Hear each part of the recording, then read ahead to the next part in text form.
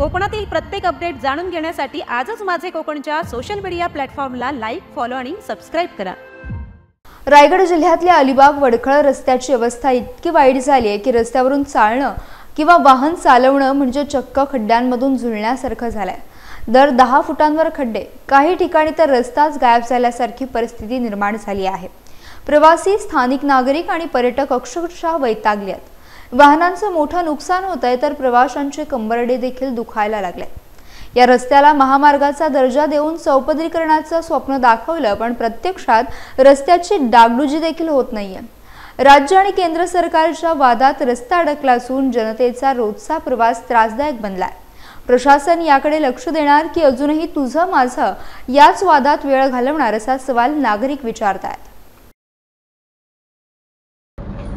अलिबाग पेण रस्ता अत्यंत खराब झालेला आहे।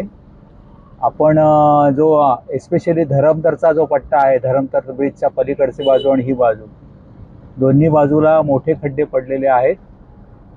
अत्यंत जिकिरीने माणसं ड्रायव्हिंग करतायत आणि ॲक्सिडेंट होण्याची दाट शक्यता आहे, कारण गाडी पूर्णप्रमाणे कुठला पाणी भरलेलं असतात खड्डे, त्यामुळे समजत पण नाही का कशी गाडी ड्रायव्हिंग करायची। आणि आत्ताच एक ॲम्ब्युलन्स पण गेली, त्याच्यामधनं सिरियस पेशंट ये जा करतात, त्यांना किती त्याचा त्रास होत असेल याचा विचार करायला पाहिजे। शासनाने याबाबत गंभीर दखल घेतली पाहिजे आणि रस्ते दुरुस्त करून घेतले पाहिजे अशी माझी शासनाला कळकळीची विनंती आहे। खरं तर ही मोठी शोकांतिका आहे। आज गोर गरीब रोजीरोटीसाठी ह्या रस्त्याने प्रवास करतो।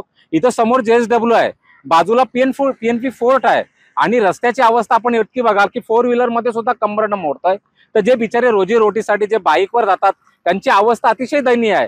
सगळ्यात महत्त्वाचं दुर्दैव हे आहे की हा रस्ता नक्की कोणाच्या मालकीचा आहे, हीच मोठी शोकांतिका आहे। आज सगळे इथून प्रवास करतात, पण दुर्दैवाने एक गोष्ट अशी आहे की रस्ता दुरुस्त करण्याचं कष्ट कोणीही घेत नाहीत।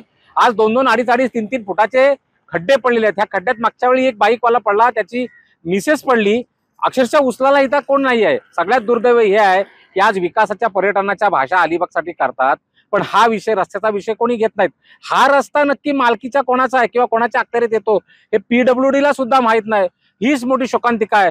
समोर विकासाच्या श्रेय घेणारे किंवा विकासाचे बाता मारणारी JSW समोर आहे आणि JSWच्या समोर आपण पाहिलं तर 2-2 फुटांचे खड्डे आहेत।